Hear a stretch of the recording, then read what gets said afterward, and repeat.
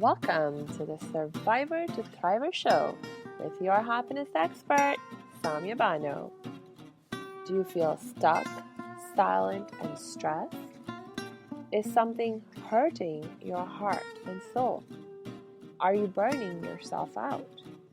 If so, you are in the right place because this is the podcast people from all over the world join in to learn exactly how to stop suffering and start living with inner peace and joy. Let's get started. Hey, welcome back to the Survivor to Thriver show. Last episode, I raised the question of how do you tell if a given behavior or a given relationship is abusive or not.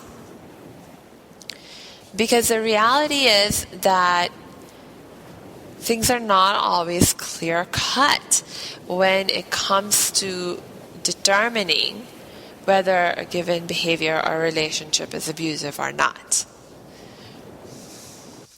See, because conflict is a natural, even an inevitable part of all relationships.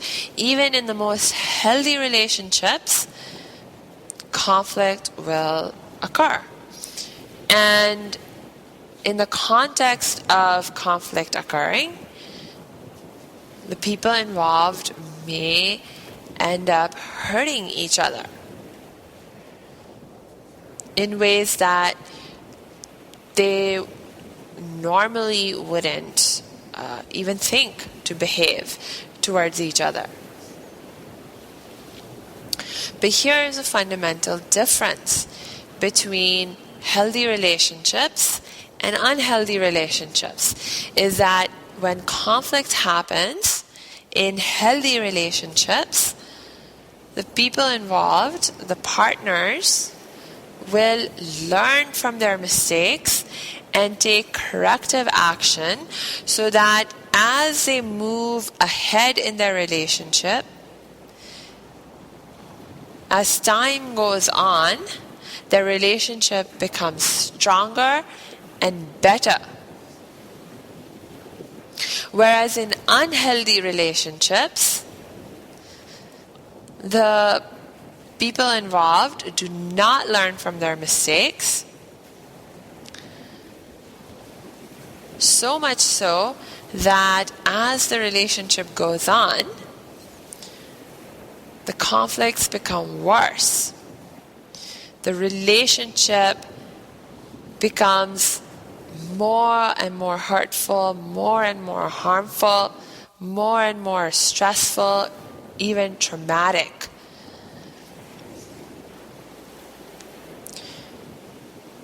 In fact, when we think about how do we evaluate whether a particular relationship is abusive or not, this is one of the primary criteria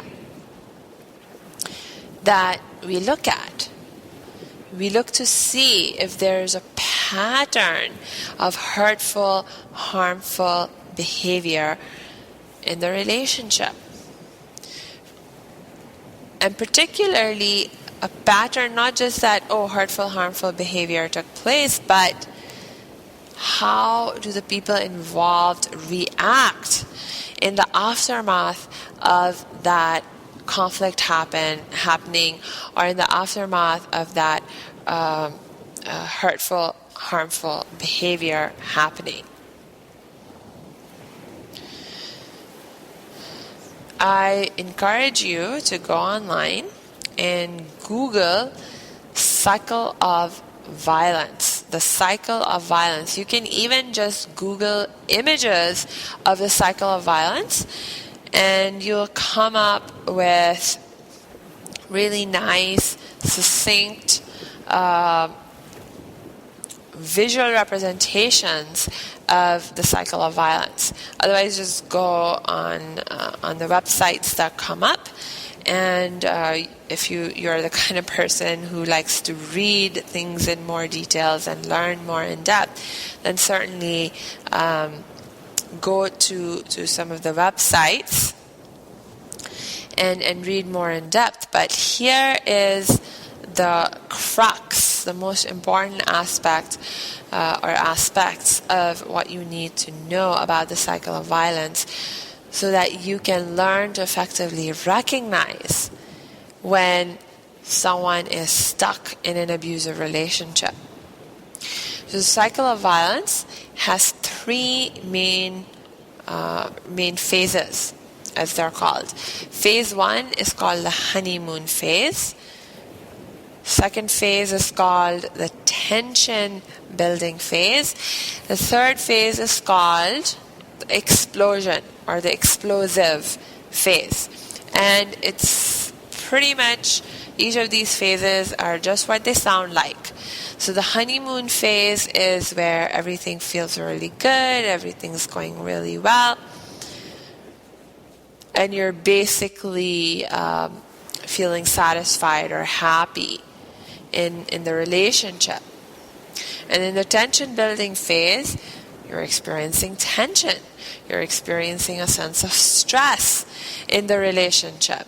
So there are all these like maybe little things going on that are making you feel on edge. And you're doing the best you can to just have everything go back to a place of peace, calm, happiness, and so forth. You're doing the best with what you know and what you have. But unfortunately, instead of things getting better, things get worse until you have an explosion of some sort, right? An explosion, in this context, we're talking about some kind of violent or abusive episode. So it could be, what you perceive as like, when you have that big fight, right? And you come out of it feeling really hurt. Whether it's mentally, emotionally, even physically.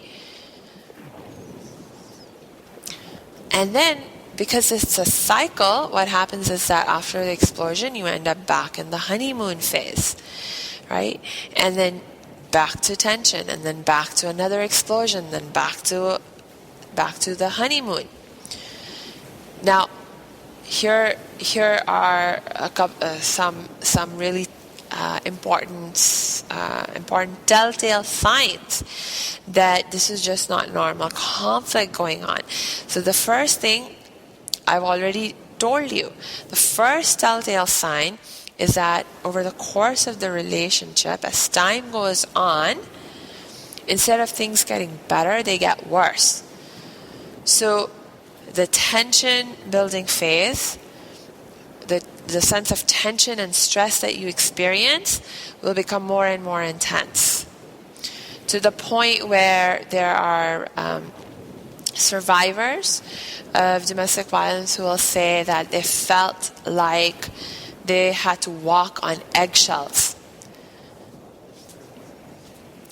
And in the explosion phase, right, the explosions will also become more and more intense, and they'll become more and more hurtful.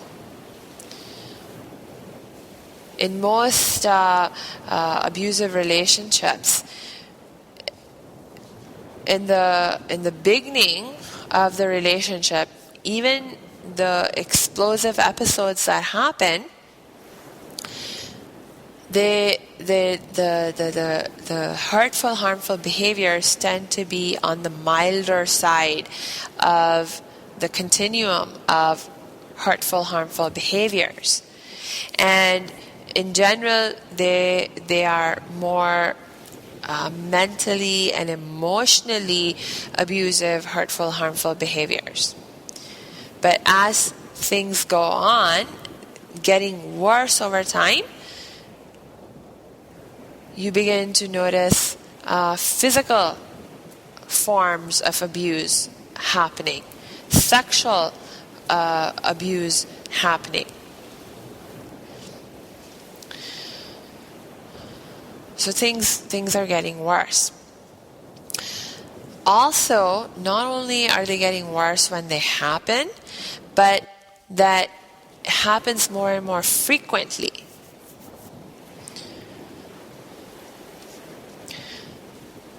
And also, what can actually happen is when things get really, really bad over time, in the relationships that really deteriorate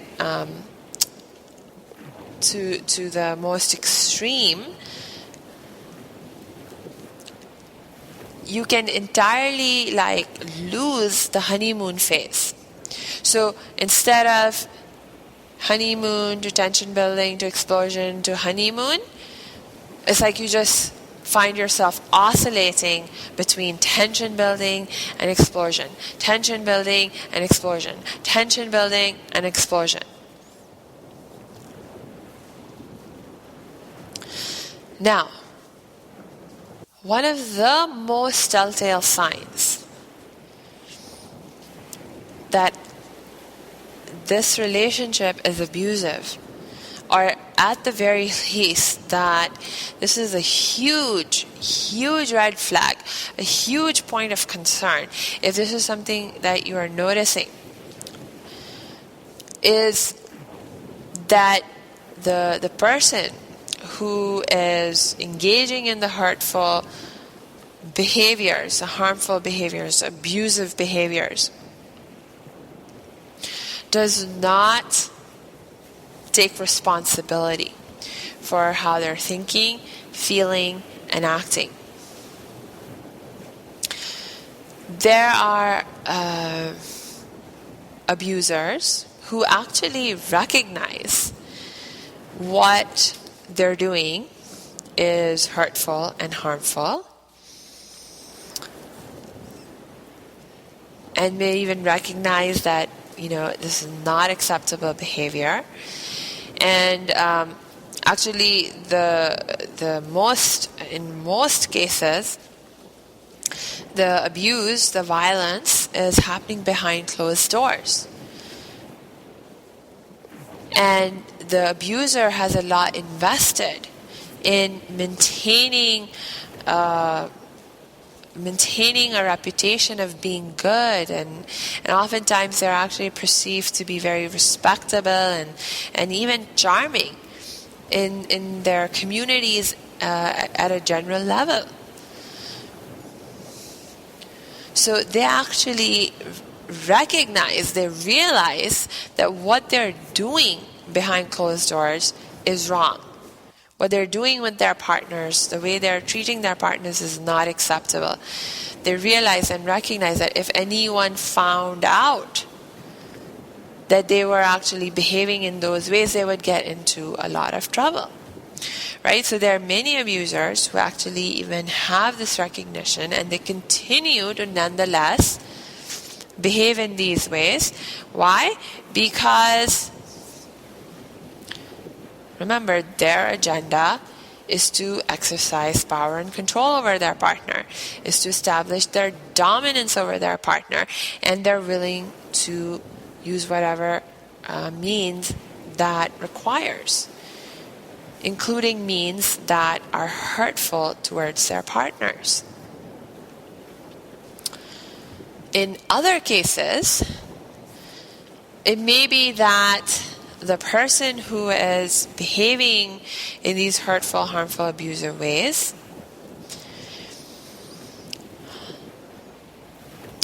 does not fully recognize the problem with their behavior,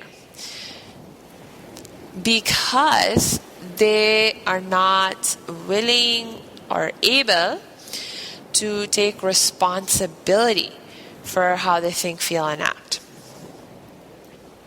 This is, like I said, a huge, huge, huge red flag.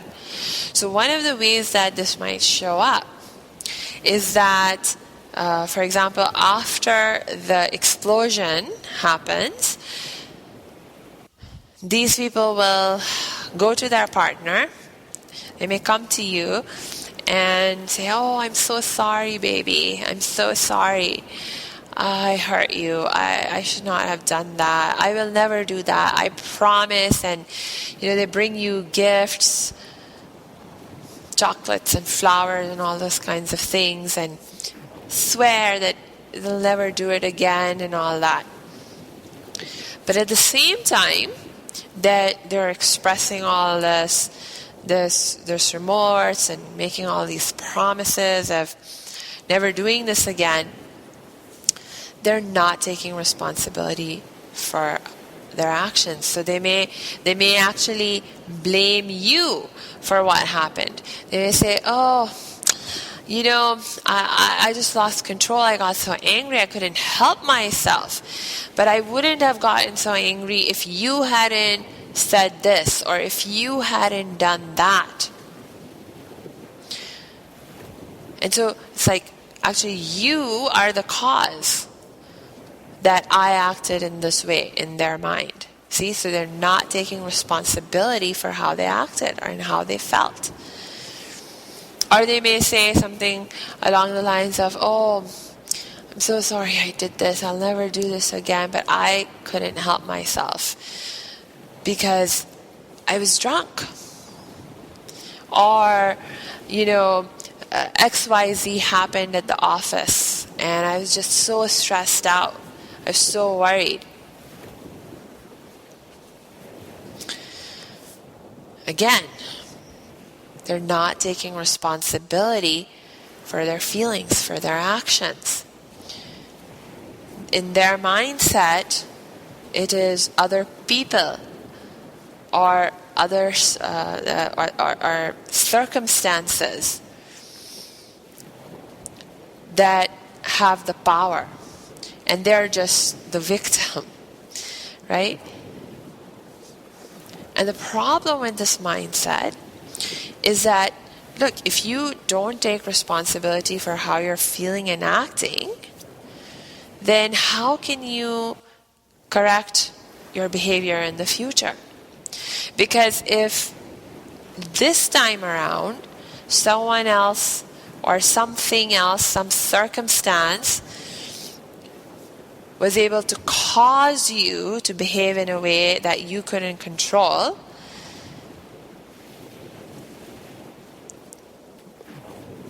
what's the likelihood that if that circumstance or something similar happen again in the future, that you won't react in exactly the same way? Right? In fact, I can pretty much guarantee that if you do not take responsibility for how you think, feel, and act, then you will not be able to control how you act in the future either, how you behave in the future either. So the next time you get drunk again, or the next time you get stressed at the office again, or the next time your partner happens to say something that pushes a button on you, you are going to end up reacting in the same way, same kind of way that you reacted this time. So you cannot, without taking responsibility for how you're thinking, feeling, and acting, you cannot, in fact, improve or change your behaviors effectively in the future. So when people don't take responsibility for how they're thinking, feeling, and acting, it's a huge, huge, huge, huge point of concern. Okay, so this is something to watch out for. Certainly in the context of abusive relationships and determining whether a given relationship is abusive or not. But also it's something to watch out for in general, because this is actually a very, very common problem. In fact, the vast majority of people have this kind of mindset where we are literally giving our power away to other people, to circumstances, to things outside of ourselves, by refusing to take responsibility for how we think, feel, and act. By actually, and it's not even just so much that you're refusing to take responsibility, you may actually sincerely believe that you cannot help yourself, that you are in fact not in control, that you are not in fact the cause of how you're thinking, feeling, and acting. You may actually have that mindset. Unfortunately, the vast majority of people do. And that is why when these problematic behaviors emerge in the context of the cycle of violence happening in a relationship, you may not recognize what a problem it really is. You may not recognize it for the red flag that it is, because you actually buy into that way of thinking yourself at some level. So let's make a very conscious intention right now to watch this kind of behavior in ourselves first and foremost. And whenever we catch ourselves thinking in ways where we are giving our power away, where we are acting or thinking or feeling like something other than myself is in control of how I think, feel, and act, that we will, at the very least, challenge ourselves to take on a different perspective. Challenge ourselves to see, is this really true? Am I not really the one in control here? Or if someone else is controlling me, if I think someone else is controlling me, how is that possible? And how can I change that? Because I want to be empowered. I'm committed to empowering myself so that I can be in control of my well-being, so that I can choose to live with inner peace and joy and happiness, regardless of circumstances, so that I can be in charge of my growth and my transformation.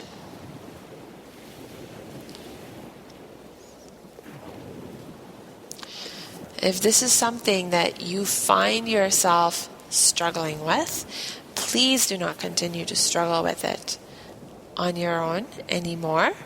Reach out for help and support. And you know that I'm one person you can reach out to. Just go to my website at www.academyofthriving.com. Click on the Contact Us page and you'll see how you can connect with me. So until next time, I wish you lots of peace and joy.